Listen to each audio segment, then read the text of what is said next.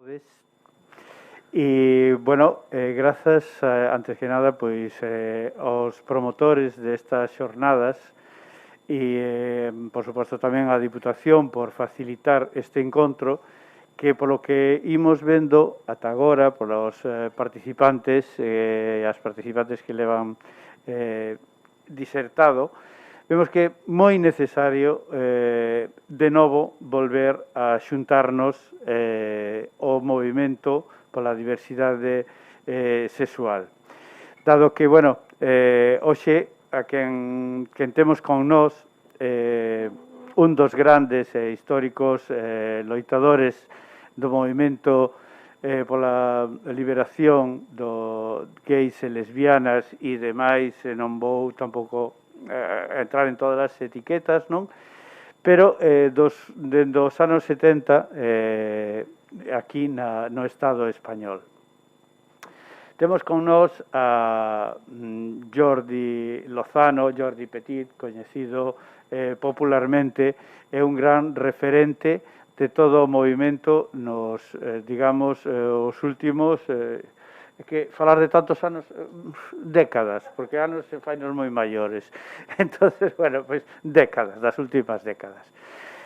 Bueno, eu son, non me presentei, son Braulio, bueno, algúns me coñecedes, son Braulio Vilariño, formo parte do colectivo Agroqueer da Ulloa, e, bueno, levo, digamos, unha actividade de loita por as liberdades tanto sexuais como sociais. Quero dicir que os que, como a min, temos xa unha certa idade, a loita pola diversidade sexual tiña que ver coa loita polos dereitos civís e seguimos pensando que é o mismo. É necesario recuperar a memoria do que foi a loita nestes últimos anos. Antes xa nos deron a coñecer o que foi previo ao franquismo, a unhas pinceladas ao longo da historia. O mundo vai e ven, hai veces que se acadan cotas de certa liberdade que rapidamente se volven a tumbar. Agora, precisamente, estamos nun momento desos onde é moi fácil que se poidan perder todos os direitos que se gañaron con loita. Moitas persoas foron represaliadas, reprimidas e maltratadas e incluso encarceladas e mortas. O sea, sigue existindo fora do noso eurocentrismo unha gran violencia contra as diversidades xenéricas e sexuais. E non podemos quedarnos calados ante todo isto, non? O sea, mentras haxa neste planeta, que además hoxe xa somos globalmente coñecidos, non? Quero dicir, non hai xa unhas distancias e a globalización trouxenos o coñecemento do que pasa en todo o mundo. Mentras haxa algún lugar na Terra onde persoas sexan represaliadas pola súa orientación sexual, non podemos calar. Sobre todo nós que conseguimos eses dereitos xa neste mundo occidental, dentro deste mundo occidental capitalista, pero que conseguimos unhos certos direitos. Non é suficiente que isto ocurra só nunha parte do mundo. Entón, debémoslle a toda esa xente que loitou, como el, que foi pois represaliado, encarcelado, un vigor para renovar as alianzas de todo este movimento que hoxe estáse a piques de fragmentar, tomando diversos camiños, esquecendo de que o enemigo é só un, está moi localizado e non podemos estar loitando entre nós por etiquetas, minucias, palabras ou términos que señan políticamente máis correctos ou menos correctos. Esos son minucias. O de verdade está nos dereitos das persoas a elexir libremente a vida que queren ter sexualmente, xenéricamente e ante as necesidades de unha dignidade maior. Non me quero estender máis, simplemente nós sí estamos desde o Agroqueer tratando de organizar un proxecto na provincia de Lugo da recuperación da memoria, sobre todo, deses anos ocultos, non? Deses anos tamén escuros, donde non se sabía, e crear un mapa de unha memoria sonora coas persoas que ainda poden dar testemunha desto. E bueno, esperemos que isto vaya medrando e podamos pasar dunha soa provincia a Galicia ou algo máis. Haberá iniciativas que siguen por aí. E sin máis delación, pois quero dar paso a Jordi, que como ben sabedes todos, hoxe non fai falta que conte a súa biografía aquí, porque a súa biografía xa está presente en todos lados, e ten numerosos premios, foi reconocido de moitas maneiras, e o que queremos é que nos transmita a súa experiencia na loita no movimento de liberación sexual. Benvido, Jordi, moitas grazas. Bueno, non falo galego, muchas gracias por invitarme, muchas gracias a la Diputación de La Coruña, a la organización de Capicúa, y saludos tanto a las presentes como a las personas que en streaming o en futuras ocasiones puedan volver a ver estos coloquios. Voy a ir citando en algunos momentos dados personas y obras de literatura o de ensayo de referencia, porque aunque estamos sobreinformados con Wikipedia y Google, hay tantísimo que ver que no sabemos escoger.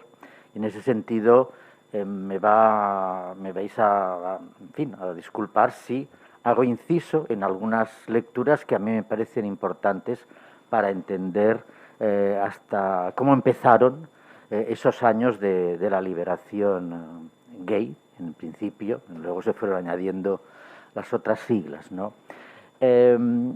Decir que en el siglo XIX la ciencia lo nombró todo, para bien y para mal. Y cuando hablamos de la mutilación genital femenina, no hemos de pensar en el Islam. La mutilación genital femenina aparece 5.000 años hace, desde el centro de África, y asciende hacia el este, hacia el Golfo de Guinea y hacia Somalia. Y tanto el cristianismo como luego el Islam, allá donde esa tradición estaba arraigada, pues esa parte del cristianismo copto o del Islam no pudieron erradicarla. Pero es que resulta que en el siglo XIX, en algunos estados de Estados Unidos y en Inglaterra, a las mujeres ninfómanas, histéricas, tristes, locas o lesbianas, pues les era practicada la ablación de clítoris. Y eso es algo que me parece interesante saber, cómo la ciencia, para bien o para mal, ha intervenido muchísimo desde el principio, al menos a finales del siglo XIX.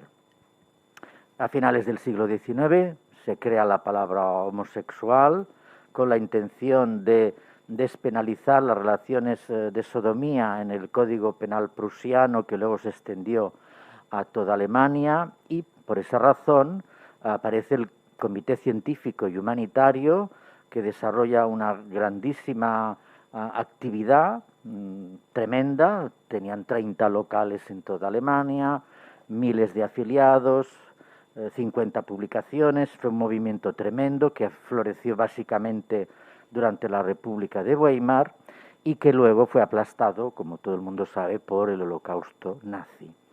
Pero también pasaba lo mismo en el este. Es decir, cuando hablamos del Holocausto nazi, no hay que olvidar que en el año 34 Stalin condena la homosexualidad en el Código Penal soviético, y eso llevó a muchísimos homosexuales que habían salido a la luz durante la Revolución de Octubre, pues fueron a parar a Siberia, y eso está mucho menos documentado. Es decir, que me parece muy bien que cuando se hable del Holocausto se hable de los homosexuales hombres y mujeres que murieron en aquellos campos de exterminio, pero es que también eso sucedió en Siberia.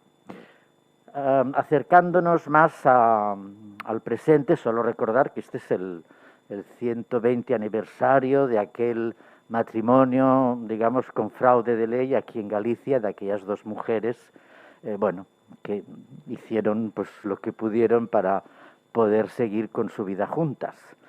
Y para mí personalmente, pues yo hace 45 años pensar que hoy estaría aquí hablando para ustedes, pues yo hace 45 años estaba haciendo mi servicio militar en una brigada de castigo en la prisión naval de Carranza, en el Ferrol, donde fui violado, donde estuve preso por motivos políticos, por mi militancia clandestina en el Partido Comunista de España, el PSUC de Cataluña, y en fin, a veces a uno le da bastante vértigo ver cómo el paso del tiempo en fin, te cambia de situación, ¿no? Te pone en otra tesitura y aquí estoy. Para los activistas de los años 70,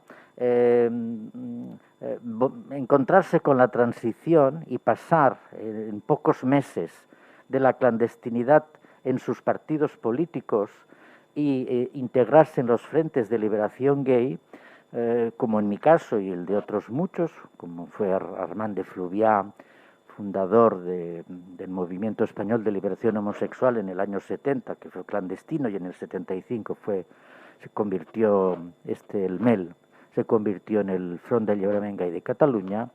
Ese paso de la clandestinidad a las libertades de entonces, pues bueno, es que llegamos al movimiento ya bastante enseñados, bastante, digamos, capacitados, porque lo habíamos pasado fatal y porque la mayoría de los activistas de los frentes de liberación gay del Estado español entre el año 77 hasta inicios de los 80 proveníamos básicamente de partidos de izquierda parlamentaria o no parlamentaria, lo cual también tiñó con una cierta idea o esperanza de una revolución genérica, que nunca llegó a ser, tiñó bastante nuestro discurso, pero que facilitó un análisis de la realidad inspirado tanto en la revuelta de Stonewall del 28 de junio del 69 en Nueva York, como de textos marxistas inspirados en Althusser. Para sintetizar el análisis que hicimos, y que a mí me parece que sigue siendo válido, es el de que la ideología judeocristiana, que es la ideología dominante en nuestra sociedad, y cuando digo nuestra sociedad estoy hablando de la cultura, de las artes, del cine, del teatro, de la literatura, de todo, esa ideología dominante pues tiene tres elementos clave, que es el sexismo, separar a las personas en base a su sexo biológico, el machismo, que es suponer determinados valores superiores para los hombres y complementarios o inferiores a las mujeres. En eso es muy divertido ver lo arbitrario del machismo, ¿no? A los niños, a los bebés se les pone de azul y a las niñas de rosa. Esto en Europa del Oeste. Si nos vamos a Rusia, las niñas van de azul y los niños de blanco. Y en Rusia, para insultar a los gays, los llaman azulitas. O sea, el machismo y los roles de género son absolutamente arbitrarios. Es decir, ¿por qué las mujeres no pueden llevar pantalones? Las mujeres conquistaron los pantalones gracias a que apareció la bicicleta. Si no, no había manera de ponerse pantalones. Los perfumes, ¿qué es esto de perfumes masculinos y perfumes femeninos? Si usted cambia de país, pues determinados perfumes ya no son ni masculinos ni femeninos. Es decir, los roles de género son tremendamente arbitrarios y a la vez opresivos, porque para el hombre suponen, y en eso el feminismo nos ha ayudado muchísimo, que los varones tenemos que ser pendencieros, victoriosos, competir, ganar y llevar la iniciativa y encontrar una contraparte que sea pues el complemento, el sibuana, en fin, todo aquello que el feminismo ha denunciado. Y en tercer lugar, sexismo, machismo, y en tercer lugar tenemos el heterosexismo, que es simplemente aceptar como obvio o como normal o natural la heterosexualidad reproductiva.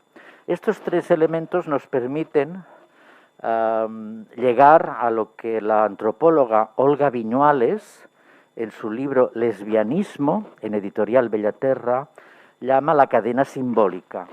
La cadena simbólica es la que se nos impone a todos los seres en función de un sexo al que corresponde un género, al que a continuación corresponden determinadas prácticas sexuales y al final determinada orientación sexual. Estas cuatro imposiciones correlativas son lo que ella llama la cadena simbólica y que los movimientos LGTB y el feminismo cuestionan y deben de seguir cuestionando. ¿Qué supuso la actuación de los frentes de liberación gay en los años del 77 al 85?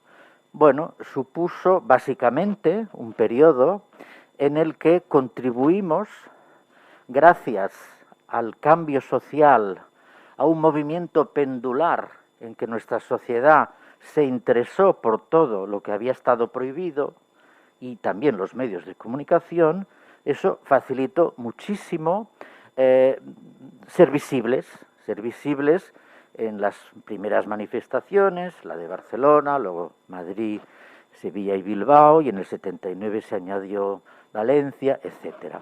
Es decir, hubo un interés, un movimiento pendular que fue muy efectivo. Y en ese marco, pues en mi caso, junto con Ampar Pineda, una gran feminista lesbiana, pues pudimos ir a muchos programas de televisión y como solo había dos, pues fuimos muy visibles y pudimos hacer mucha pedagogía.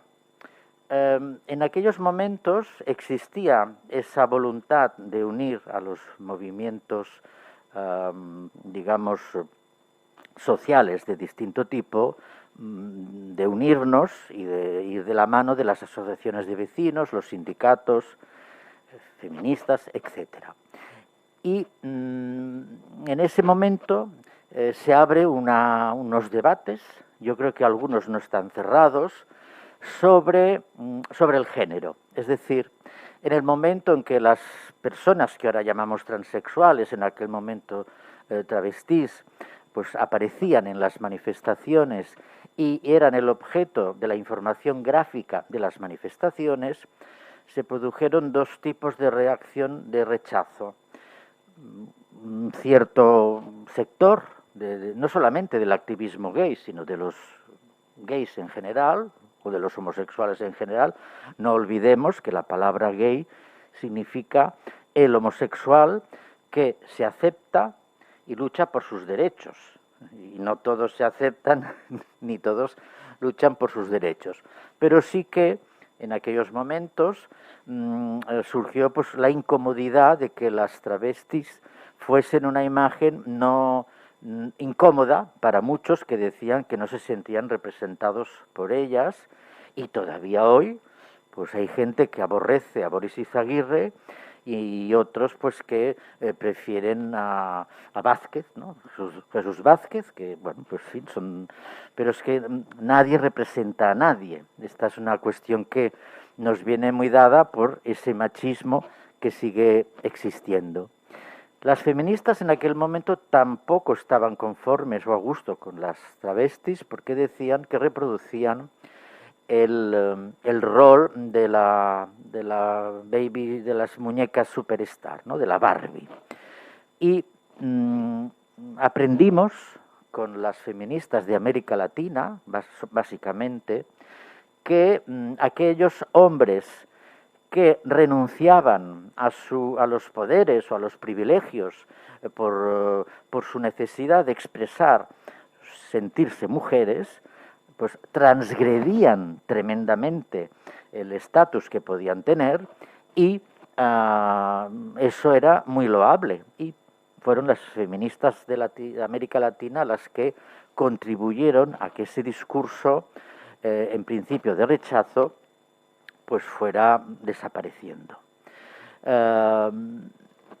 ¿Qué es lo principal de esos primeros años que van del 77 al 85?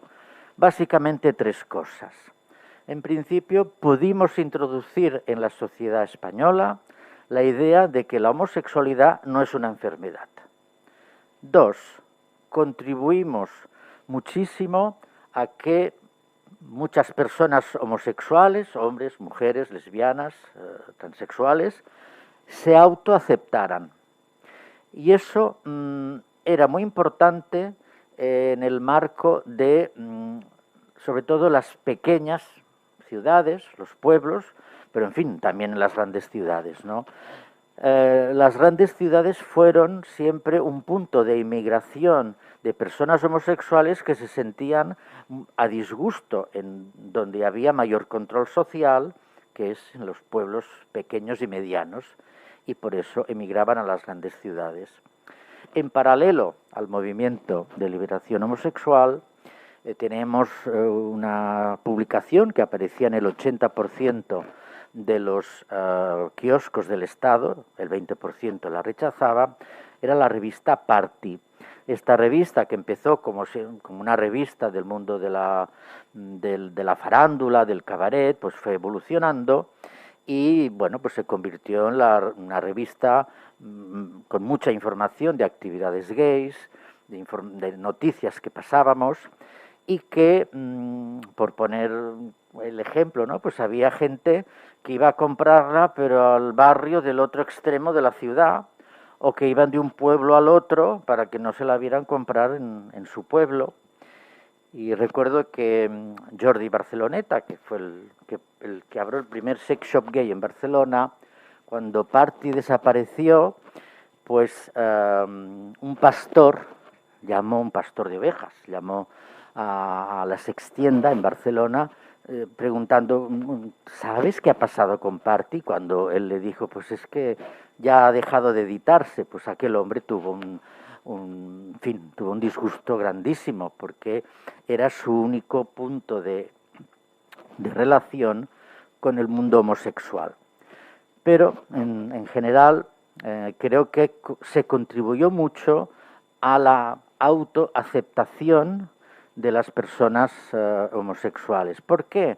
Porque a diferencia de otros movimientos, no sé, el movimiento feminista o el movimiento obrero, pues nadie duda pues, de que una es mujer o de que uno es trabajador o que uno es, en fin, lo que sea, ¿no? En cambio, las personas homosexuales, hombres o mujeres, el primer obstáculo que tenemos es identificarnos como tal, aceptar nuestra orientación sexual. Eso nos diferencia, creo que es un problema añadido y por tanto un problema a superar en la construcción de una vida más equilibrada y de una vida más o menos feliz. Yo pienso que la felicidad es más un conjunto de momentos que no un mito que nos han puesto en nuestra educación, digamos, teórica.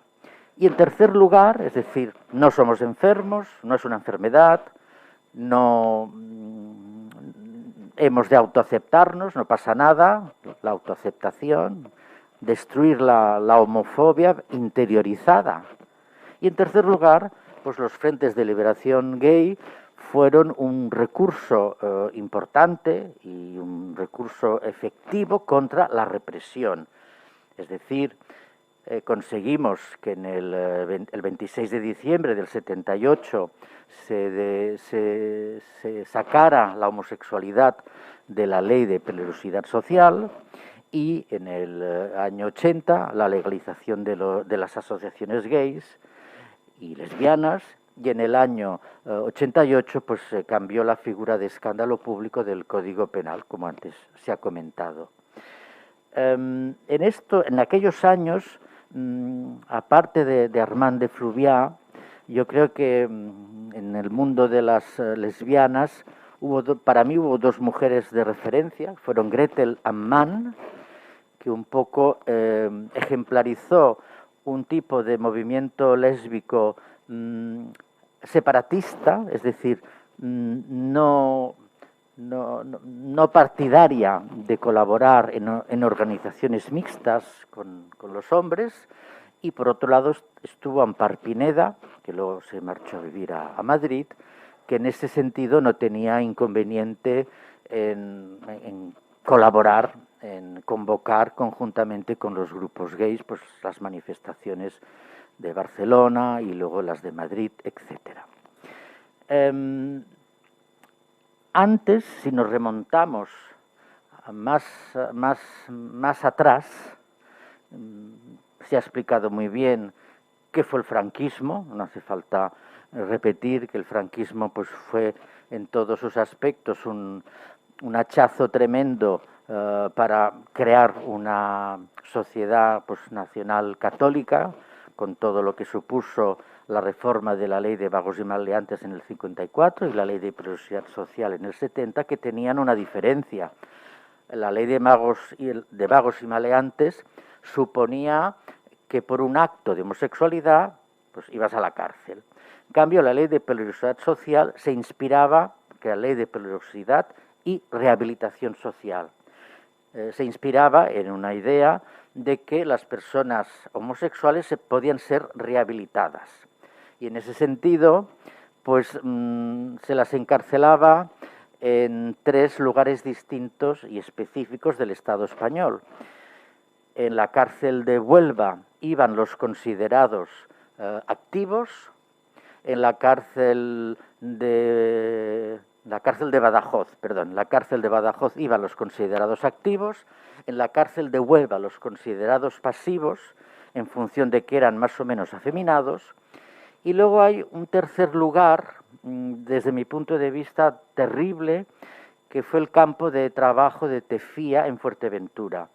Ese campo de trabajo no era una cárcel con celdas y muros, no, era un barracón en medio de un secarral, donde, bueno, el que se escapara sabía que no iba a encontrar ni comida ni bebida, estaba en medio del desierto. Y allá iban también los presos homosexuales si no eran de las Islas Canarias. A los canarios no los llevaban allá por si las moscas. Y es una lástima, pero tenemos grabadas pues, entrevistas a algunos expresos del campo de Tefía. Es escalofriante porque, a ver, yo he estado en la cárcel Modelo, he estado en la cárcel de Carranza, y bueno, pues son cárceles al uso, las que vemos en todas partes, pero claro, ver en medio de la nada un barracón y una zona de cemento donde ya los hacían formar y cantar el cara al sol y ya está, es también para volverse un poco loco porque no hay muros que te impidan escapar, ¿no? Está la nada. Ampar Pineda siempre comenta que la ventaja de la invisibilidad de las mujeres lesbianas tuvo una cara, digamos, en el sentido policial, pues mira, positiva, ignoradas. Es verdad que el ser ignorada, el ser invisible, el que una persona no cuente para nada, es terrible, pero que 2 mujeres vivieran juntas en un piso, pues a los 30, a los 40 años, pues nadie se extrañaba, mientras que 2 hombres con 30 y 40 años, si vivían juntos y no había esposa, ni hijos, ni nada, pues bueno, esa ha sido la mayoría de casos que han pasado por la ley de peligrosidad social, según los archivos que se han ido examinando. Es decir, de 1.500 casos de sentencias de la ley de peligrosidad social de la demarcación de Madrid, hay uno solo de mujeres. Los otros 1.499 pues son de parejas de hombres. Con esto quiero decir que hemos vivido un tipo de represión con con variantes muy notables, de manera que los hombres gays construimos puntos de encuentro en la clandestinidad, como fueron pues, estaciones de autobuses, estaciones de tren, determinados campos, jardines en Madrid, en Sevilla, pues en Madrid la casa de campo, el Retiro, la finca de papá, que se llamaba la piscina del lago, en Barcelona Montjuïc, la zona de Sagrada Familia, en fin, el parque de María Luisa en Sevilla, mientras que para las mujeres lesbianas era muchísimo más difícil encontrarse, era mucho más difícil. Aún así, en el tardofranquismo pues aparecieron varios locales de encuentro lésbico totalmente exclusivos. El más conocido en Cataluña fue Daniels, donde no dejaban entrar a ningún hombre. Y también hubo en el pasaje Begoña, en Torremolinos, en los 70s, a principios de los 70s, hubo una cierta efervescencia, como también la hubo en Sitges, de locales de gays, pero también de lesbianas, que en una redada gigante, el 23 de junio del año 71, pues se acabó con aquel pasaje de locales de ambiente de gays y de lesbianas, solo sobrevivió un local de ambiente de lesbianas, y parece ser que ese golpe contra el pasaje de Begoña en Torremolinos tuvo que ver con hundir a Torremolinos para subir a Marbella. Es decir, en Torremolinos, a principios de los 70, iban los artistas, Sean Connery, Brigitte Bardot, era un lugar de moda. Bueno, pues parece ser que a partir de esa redada, donde los extranjeros fueron expulsados de su país, a su país quería decir, y los españoles pues fueron a la cárcel, pues se hundió ese glamour de Torremolinos para dar paso a Marbella. El caso de Sitges es un poco paradigmático de la apertura del franquismo ante el turismo. Y entonces en todas las costas del Estado, en Baleares, en Canarias, esa permisividad facilitó la existencia de locales de ambiente de gays y algunos de lesbianas. Y hay anécdotas que a mí me parece simpático explicar porque nos pueden dar idea de lo cotidiano. A mí me gusta mucho hablar de derechos y de leyes, pero también del día a día, ¿no? Había un bar que que aún se llama El Comodín, en Sitges. ¿Cómo se ligaba en El Comodín? Pues cada cliente se sentaba en una mesita solo, una mesita redonda, él solo. Y había pues no sé cuántas mesitas, y a lo mejor había un espectáculo de transexuales o lo que ahora llamaríamos drag queens, y Julia, la camarera, iba de una mesa a la otra sirviendo bebidas, y cada uno hacía un mensajito, y al servir la copa, ¡pam!, le daba el mensaje al de la otra mesa, y así iba todo. Lo digo para que se pueda hacer el público idea de, digamos, una cierta tensión, una cierta angustia, y más o menos todos se conocían, digo más o menos. Un día apareció un señor trajeado, muy serio, muy guapo, pero desconocido. Entonces el propietario del comodín, pues bueno, se inquietó, y bueno, se inquietó todo el mundo. Entonces este señor se sentó y el propietario dijo: mira, de perdidos al río. Fue, se sentó a su lado y le puso la mano en la rodilla. Bueno, pues aún son pareja. Quiero decir que no era un policía, pero podía haberlo sido.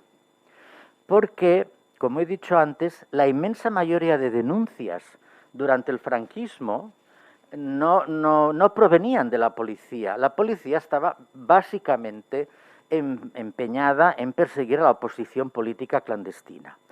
Ahora, llegaban las denuncias, ¿de dónde? Pues de los vecinos y de las familias. Y entonces sí, había que ejecutar pues bueno, esas detenciones que se realizaron. Tanto es así que durante muchos años, pues a 50 metros de la Dirección General de Seguridad en la Plaza del Sol, pues había el cine Carretas, en la calle Carretas, que en fin, aquello era, no os lo podéis imaginar, o sea, yo fui en los 80s, pero aquello venía de los 70s. Entré y pensé, uy, debe ser la media parte, porque todo el mundo está de pie. No era la media parte ni era nada. Es decir, es curioso que a 50 metros de la DGS allá hubiese un festorro dentro, y ahí es otro aspecto, dentro de lo limitado que para la comunidad homosexual en general, tanto para hombres como para mujeres, fue cómo desarrollábamos, cómo hacíamos no solamente el sexo y el amor, sino cómo construir una relación. Y en esto quiero decir que el Estado español arrastró, digamos, la no ilustración. Con esto quiero decir que mientras que en Francia o en Alemania, que hubo un movimiento en el primer tercio de siglo, en Francia siguió después de la Segunda Guerra Mundial, hubo escritores como Gide y su Coridón, y etcétera, etcétera. Aquí no tenemos ningún background, es decir, José I Bonaparte, pues sí, disolvió el Tribunal de la Santa Inquisición, despenalizó la sodomía, pero luego volvió Fernando VII y lo volvió a reponer todo en su sitio. Pero como en el trienio liberal hubo unos vacíos en el Código Penal español que no crearon esa punición policial, esa punición volvió con la restauración de Alfonso XIII en 1929, pero luego vino el 32 con la República, y en la República, bueno, como no había represión policial, no hubo respuesta organizada. Pero es que no teníamos una tradición de ilustración, que sí la hubo pues en otros muchos países. Por eso, las primeras generaciones de los años de la transición y posteriores estaban muy preocupadas, después de respirar, de que había terminado la represión de la ley de peligrosidad social y de que ya se podía ir a locales de encuentro y que había revistas disponibles, pues muchos y muchas estaban preocupados en, bueno, ¿cómo construimos nuestra relación de vida? ¿Cómo puede ser nuestra relación de pareja? ¿Ha de ser igual al matrimonio? Porque claro, ¿qué modelo ha existido y todavía existe como referencia? Pues el matrimonio heterosexual y el mito del amor romántico. Si el matrimonio heterosexual fuese realmente una solución o algo que funciona, pues no habría divorcio, pero hay divorcio y evidentemente el mito del amor romántico, por más que lo podemos decomponer, lo podemos criticar, pues no le funciona a todo el mundo. Es decir, los psiquiatras explican, lo explicaba Carlos Castilla del Pino, el psicólogo Carlos Castilla del Pino explicaba que en las relaciones amorosas hay tres momentos muy importantes. El amor-pasión, que es un brote psicótico pasajero, que es una identificación de tus ideales sobre la otra persona y viceversa, y que eso como mucho dura 3 años. Eso luego baja, el suflé baja, y empiezas a conocer a la otra persona, y en ese sentido, bueno, ahí puede haber la primera crisis. Muchas parejas heterosexuales resuelven esa primera crisis con un hijo tirita. Sí, no, pero es que es así. Luego hay otra segunda crisis a los 7 años y la última es a los 12. Yo creo que a partir de los 12 las parejas devienen compañeras o compañeros de vida. Y como dice Michel Foucault, también en los años 80, porque no voy a ir mucho más allá de los años 80, Michel Foucault yo creo que aportó, más bien en Francia y en países más ilustrados que el nuestro, aportó su gran reflexión sobre la amistad como modo de vida.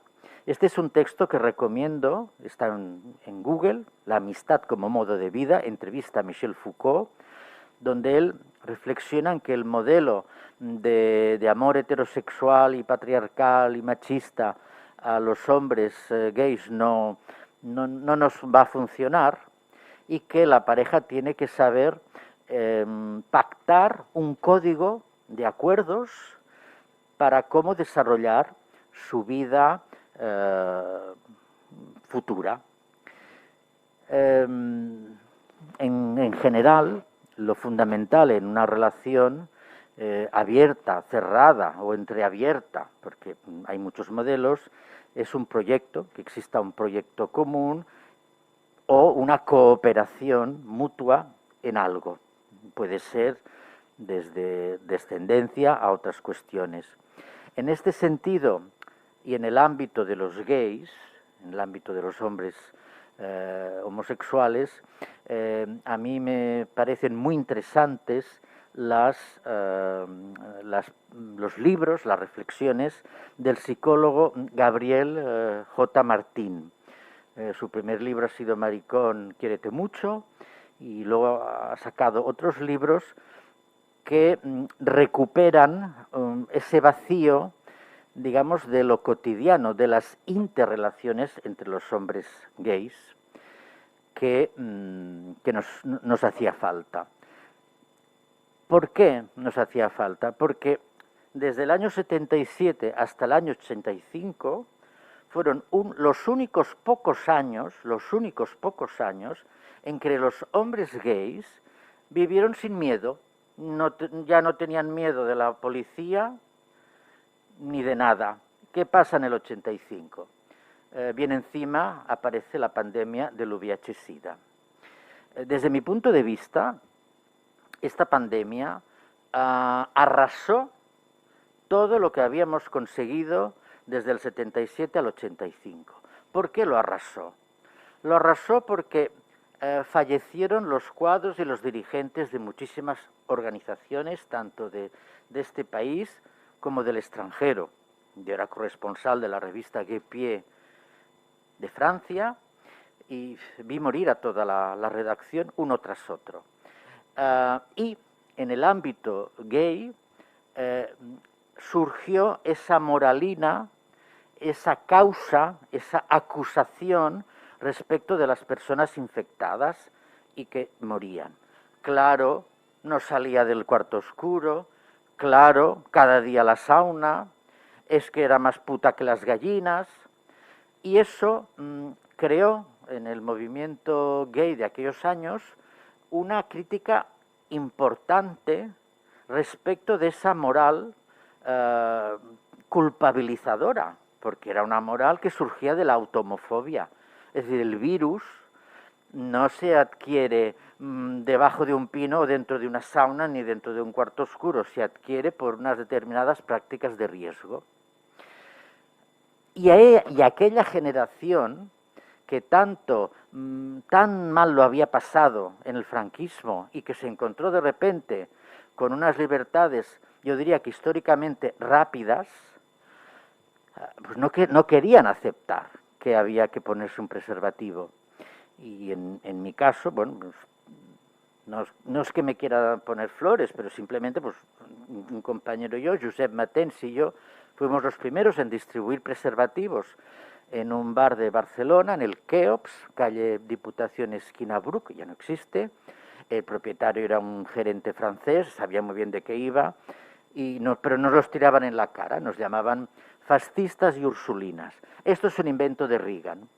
Y evidentemente Reagan, Margaret Thatcher y el Papa Wojtyla hicieron del SIDA una cruzada moralista donde la culpa que ya arrastrábamos de los años anteriores se multiplicaba. Claro, es que me ha tocado porque soy pecador o porque esto es anormal. Es decir, esa culpa no había desaparecido, sino que se engrandeció y creó esa insolidaridad entre los afectados y los no afectados. De tal manera que después de desaparecer la revista Party, la revista mensual publicaba unos contactos y en los contactos aparecía pues caballero de 28 años, seronegativo, busca a otro que sea así, asá, bueno, el príncipe azul, otro mito, seronegativo. En un momento dado, la revista mensual dijo, se ha acabado lo de seronegativo y seropositivo. ¿Por qué? Porque ya tenemos conocimiento del uso del preservativo como para no tener que poner esto, porque esto es discriminatorio respecto de las personas seropositivas. Usando un preservativo, pues no hay problema. Cada cual lo gestionará como queráis. Pero la revista no admitió más contactos con estas condiciones. Con esto quiero revelar, digamos, ese pasado que nos ha determinado tanto, porque este país no ha tenido ilustración ni antes del franquismo y encima vino el franquismo. Y por eso algunos sectores, como nosotras, las personas homosexuales y transexuales, eso nos ha llegado vía nuestros padres y nuestras madres y nuestras abuelas, que también como mujeres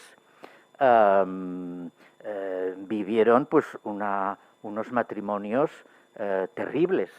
Yo fui testigo de las palizas que mi padre le daba a mi madre y recuerdo que las 4 vecinas del Rellano hablaban en los años, entrados los 60, hablaban del uso de matrimonio, que yo al principio no sabía lo que era el uso de matrimonio. Y entonces una decía, sí, ayer, mientras hacíamos uso de matrimonio, estuve pensando qué pondría hoy para comer y qué compraría en el mercado. La otra decía, ay, yo le estaba diciendo, Vicente, acaba. Es decir, mi madre, que fue una persona muy abierta, luego pues bueno, ya me aclaró las cosas para mi sorpresa, ¿no? Y con esto quiero decir que es lógico que hayan sido las feministas las que en el seno de los partidos políticos y los sindicatos, al empezar a picar piedra sobre el machismo, hayan facilitado más tarde la entrada de la ideología de la liberación gay. ¿Tiempo? Sí, sí. Tiempo. Bueno, solo terminar diciendo que para mí el libro que yo recomendaría como un libro, digamos, académico, un libro que habla mucho del siglo XIX y el siglo XX, es De Sodoma a Chueca, de Ricardo Llamas, de Alberto Llamas, De Sodoma a Chueca, en editorial Egales, De Sodoma a Chueca, de Alberto Mira. Y luego yo tengo un pequeño libro más de vida cotidiana, de estas cositas, como lo que he explicado del bar Comodín, que se llama Vidas del Arco Iris, que resume 30 entrevistas del 1960 al 2003, y aparece ahí pues muchísima anécdota. Para mí las anécdotas son la medida de la vida cotidiana, porque claro, uno lucha en teoría y avanzamos con leyes, quitando unas y pidiendo otras, ¿no? Pero lo importante es el día a día. Y por eso, y termino, doy un salto hasta la actualidad, y desde mi punto de vista, el sector del movimiento LGTB que está en vanguardia son las familias homoparentales, porque no son activistas que se reúnen 2 veces a la semana y el tercer día van a una manifestación. No, son las 24 horas en el barrio, en las reuniones del AMPA, con los niños y las niñas, para arriba y para abajo. Y ya para terminar del todo, antes se ha abierto un debate sobre qué nos está pasando. Yo pienso que hay una crisis del pensamiento crítico. Hay una crisis del pensamiento crítico en general. Ya no solamente referido a los derechos de las mujeres, de los homosexuales y de los transexuales. Esa crisis empieza con personajes como Berlusconi y termina con personajes como Trump. ¿Y por qué? Porque la sobreinformación nos está aculturizando. No puede ser que yo hace unos años, en un varios másters de licenciados en periodismo, diera por sentado que estos periodistas ya licenciados sabían quién era Maquiavelo, sabían quién fue Bette Davis, sabían que la modernidad empieza con la mujer del teniente francés y Madame Bovary de Flaubert. Pues no lo sabían. Y hablando con la rectora de la Universidad Autónoma de Barcelona, comentábamos, esto es un desastre. Es un desastre porque hay unos puntos de referencia de la modernidad que se están evaporando. Y la sobreinformación y el avance de la técnica no nos permiten un debate ético de cómo gestionar todo esto. Ya me puede venir Vox con el PIN parental, pues si no hace falta ni PIN ni no PIN. Si las criaturas se enteran de lo que quieren y cuando quieren, nos pese o no nos pese, es así. Y por eso el problema es que no hay un debate, una capacidad de debate ético con los avances de la técnica que nos ponen por delante, pues un acceso a una sobreinformación que en el fondo nos desinforma. En esta época que hemos estado encerrados en casa, encerradas todas, viendo películas. Bueno, el 80% de las películas son de acción y bueno, y con unos referentes de señor y de señora, en fin, pues terribles, porque son muy clásicos, aunque haya pues a veces pequeñas variaciones, ¿no?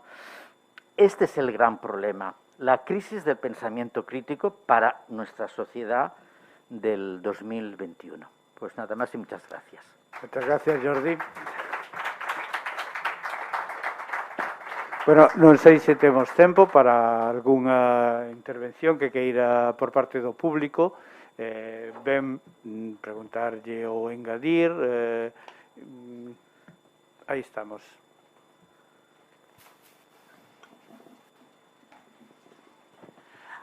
Hola. Bueno, nada, primero de nada, felicitarte por la intervención. Bueno, estoy realizando una investigación sobre historia bisexual, que está muy invisibilizada en el Estado español.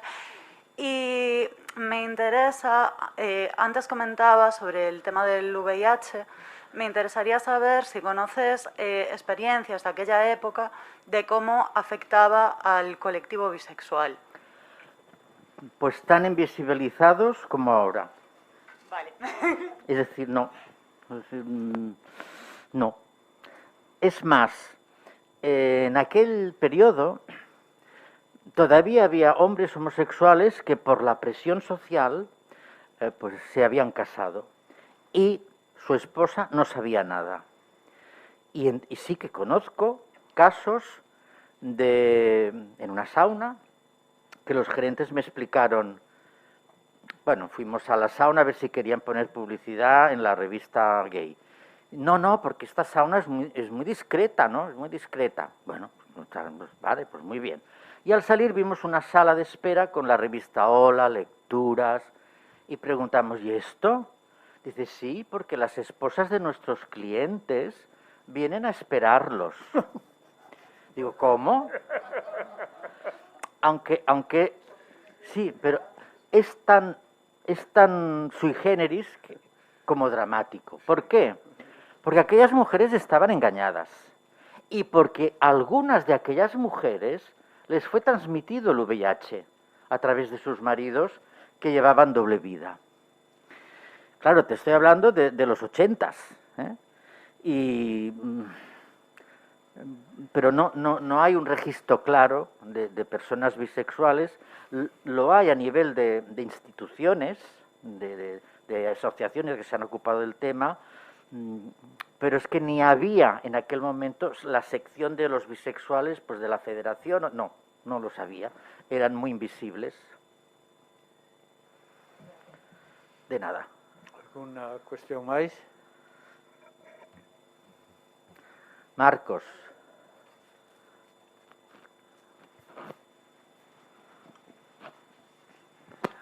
Eu un pouco quería enlazar, bueno, as dúas intervencións que houve, por unha parte a de Jordi, por suposto, me parece super interesante todo o que contou, pero tamén enlazalo un pouco con estas situacións que estaba narrando Jordi, un pouquiño todo o que nos contou, sino o traballo que estades realizando desde o colectivo Agroqueer, que non sei como estades facendo de recuperación de memoria histórica, vos estades atopando tamén con algunha, ou vedes reflectida en algunha desas historias as cousas que está contando Jordi, ou se vedes diferencia en canto ao mundo urbano e o mundo rural en toda esta trayectoria. Bueno, pois evidentemente, como decía Jordi, na anécdota e no día a día é onde realmente está a historia, non? A historia que nos foi traendo ata este punto vital, non?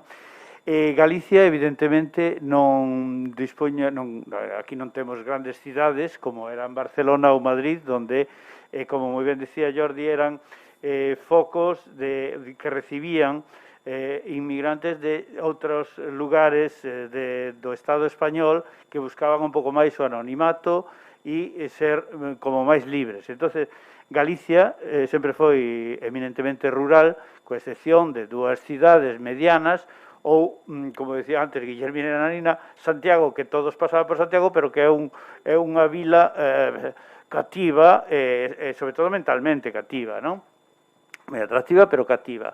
Entón, no rural, pois evidentemente, se deu outro tipo de situacións, se cadra máis permisivas, máis tolerables, pero tamén a ocultación. Nós estamos a recuperar desde o Agroqueer un pouco a dignidade do rural como ámbito vital, dunha cultura rural que aínda ten moito que dicir, non foi, pero tamén é certo de que a represión franquista foi forte e se fixo silenciar moitas das casos que había. Entón, o que pretendemos desde o colectivo Agroqueer é recuperar tamén esas anécdotas. Pero, bueno, aí está Adrián e Raquel, que son dos membros do colectivo, que son quen puxeron en marcha este proxecto, e quizá eles poden, se están a ben, pois explicar un pouquiño máis de que consiste. Grazas, Marcos. Mientras toma la palabra ella. Solo decir que los frentes de liberación gay se hunden por su propio peso al conseguir su objetivo. Es decir, a medida que las leyes represivas desaparecieron, se vaciaron los militantes y se llenaron las pistas de baile de las discotecas hasta que llegó el SIDA.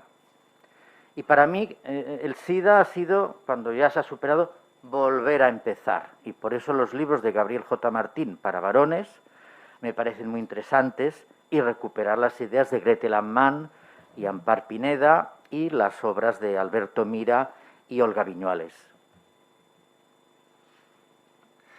Bueno, pois tamén en primeiro lugar agradecer as vosas testemunhas, ¿no?, ao longo de toda a tarde, que son emocionantes, ¿no?, e penso que a emoción tamén é algo que necesitamos para activarnos, ¿no?, e para buscar e para investigar e para pensar. Nos levamos 3 semanas, non chega un mes, emocionadas. Está sendo un proxecto así como moi rápido, porque non hai moito tempo. Ímonos presentar o próximo luns, o día 28, o día do Orgullo, e por non quitar moito tempo facer así como unha pequena radiografía do que está chegando, pois son aproximadamente 50 testemunhas de toda a provincia de Lugo, sobre todo do norte, da costa, e do sur, da zona de Ribeira Sacra, Monforte, e por suposto, bueno, Ulloa, tamén porque estamos nos aí con acceso máis directo, e Lugo capital, ¿no? E de 9 das 13 comarcas da provincia, non hai forma de chegar polo de agora a Fonsagrada, Meira, a Sarria, pero bueno, é un proxecto tamén con moito potencial para seguir, ¿no?, para seguir andando, para seguir buscando e para buscar outras posibles accións que poidan xurdir a través deste mapa sonoro. Moitas testemunhas de mulleres lesbianas, e penso que isto é unha boa nova, ¿no?, e estáse falando esta tarde, poucas testemunhas de xente heterosexual, ¿no? E aí tamén pois un punto, un chamamento, ¿no? E bueno, a decir, ¿no? que a xente heterosexual tamén se ten que visibilizar e tamén se ten que poñer, bueno, do noso lado, ¿no? Moitas testemuñas que celebran cousas e tamén, por suposto, moitas testemuñas que lamentan, ¿no? E así a nivel temporal, pois, temos testemuñas tamén gracias a Daniela Fernández, que penso que mañá vai a dar a coñecer a súa investigación. Ela nos trae testemuñas de finais do século XIX que transcurren en diferentes lugares da provincia, en Monforte, en Narla, no Concello de Friol, na cidade de Lugo, e testemuñas ata o día de hoxe, ¿no? de xente que relata, sobre todo, cousas do día a día, ¿no? Isto que decíades agora, Jordi, testemuñas, momentos, anécdotas, experiencias de moitísimas persoas ao longo da súa vida, ¿no? Que poden parecer, bueno, pois sin maior trascendencia, ¿no? Pero que seguramente, e tamén non imos adiantar o resultado, pero imos ver que pasa, ¿no? Cando vexamos, cando escoitemos ese mapa con tantas voces, a ver que sensación nos xera e que conclusións podemos sacar, ¿no? Hai momentos fundacionais de persoas que levan moitos anos no activismo, hai varias testemuñas de lugares de ocio dos anos 80, ¿no? Esos primeiros lugares de ocio que aparecían na provincia de Lugo, onde se xuntaban xente diversa. Hai bastantes testemuñas dos espazos educativos tamén, ¿no? E desto tamén se falou antes e amosa a importancia, ¿no? do traballo aí nos centros educativos. Hai testemuñas dos primeiros bicos, das primeiras masturbacións, ¿no? Deses primeiros despertares sexuais. E por concluir, bueno, parques, rúas, espazos educativos, ¿no? Son así os máis recurrentes. E, bueno, agradecemos, ¿no? a todo o tecido asociativo galego que nos está tamén axudando, a persoas, bueno, nesta sala están e que nos están axudando sobre todo a facer esa labor de chegar a todos os concellos da provincia de Lugo e no boca a boca e ir buscando, atopando testemuñas da cotidianidade. Así que nada, moitas gracias. Yo quería un minuto rendir homenaje a mi madre. Mi madre presumió de hijo televisivo en La Clave, con Mercedes Milá, etcétera, etcétera, con Ampar Pineda en otras cadenas. ¿Qué sucedió? Cuando una madre que presumía de hijo gay, llegó el SIDA. ¿Qué pensáis que sucedió? A mi madre las vecinas no querían subir con ella en el ascensor. Las vecinas se tapaban así. Y en el mercado no le dejaban tocar ni la fruta ni la verdura. Pero ella lo llevó muy bien. Y desde donde esté, pues muchas gracias, mamá.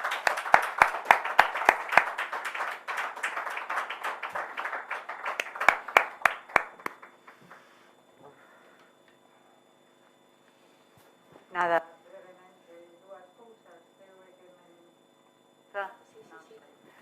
Lembraba antes, bueno, pois o informe de chamado 15 español, non? Que fixo entrevistas a de mulleres que en época franquista admitían que tiñan máis placer nas relacións con outras mulleres que cos. E a segunda cuestión, pois, era que antes, cando yo di falaba da ciencia, non? Hai que recordar un pouco o papel que en aras da ciencia tiveron psiquiatras como López Igor e Vallejo, non? Que chegaron ainda a aplicar pois a lobotomía para erradicar a degeneración, non? Na xente homosexual pagada ainda por riba polas propias familias, non?